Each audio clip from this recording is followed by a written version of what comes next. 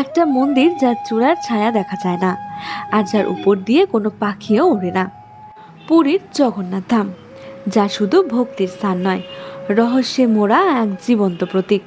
প্রায় 4 লক্ষ বর্গফুট এলাকা জুড়ে বিস্তৃত এবং প্রায় 214 ফুট উঁচু এই বিশাল মন্দিরের সবচেয়ে আশ্চর্যের বিষয় হলো, দিনের যে সময় হোক না কেন মন্দিরের প্রধান চূড়ার কোনো স্পষ্ট ছায়া দেখা যায় না।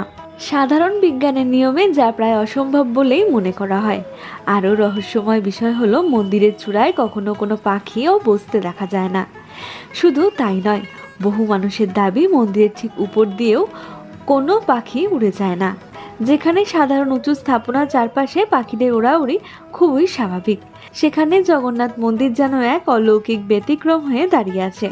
এমনকি কখনো কোনো বিমানও এই মন্দির চত্বরের উপর থেকেও যায় না। এই কারণেই পুরীর জগন্নাথ মন্দিরকে শুধু ধর্মীয় স্থান নয়, বরং রহস্যের মন্দির বলেও মনে করেন অনেকে। আজও এই রহস্যের সম্পূর্ণ ব্যাখ্যা কেউ দিতে পারেনি। জয় জগন্নাথ।